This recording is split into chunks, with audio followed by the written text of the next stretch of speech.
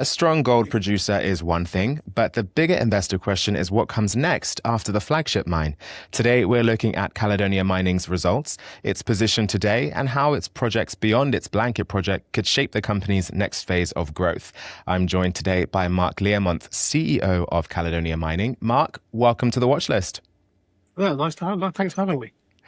Thank you for joining us. So tell us, Mark, for investors who may be new to Caledonia, what are the key takeaways from the latest results, and why do you believe the company is well positioned today?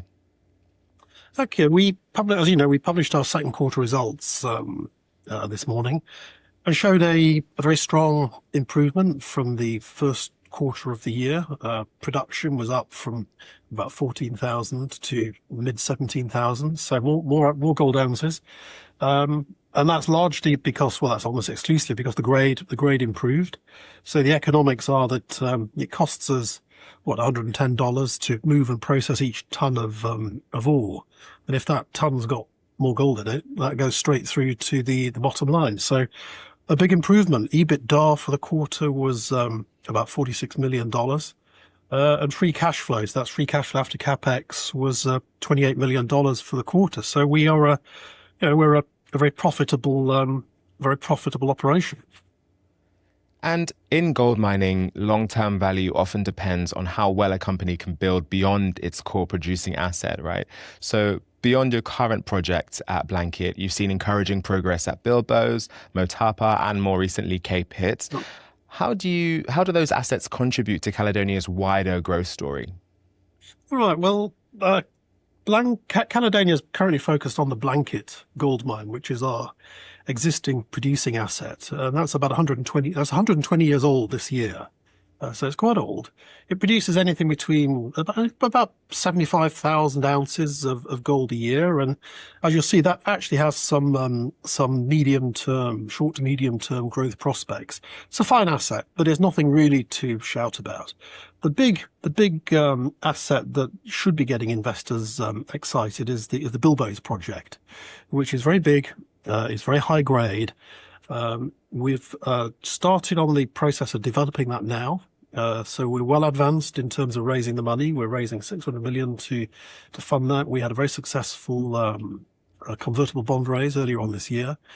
Cash generation from the existing assets great, and we're well advanced in terms of funding putting together the debt package to complete the funding. And Bilboes, we'll be starting construction later on this year. First gold pour will be towards the end of 2028. The first full year of production in 2029. And in that first full year, we'll produce about 200,000 ounces of gold a year. All-in sustaining cost is very low because it's such a high margin rich ore body.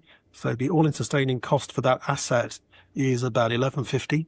So at this gold price, in that first full year of production, it should produce more cash, twice as much cash as our current market capitalization.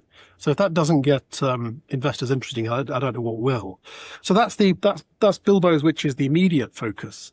And then we have immediately adjacent to that an exploration project called Motapa, where we expect to publish a maiden resource within the next 4 to 6 weeks.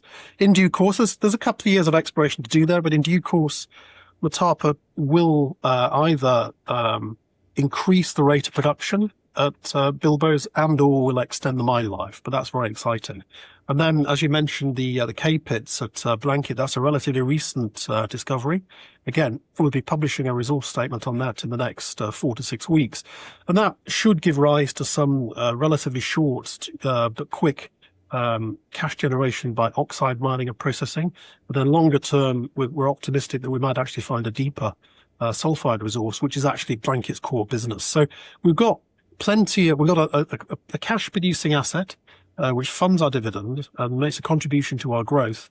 And we've got some very, very attractive growth prospects across the portfolio.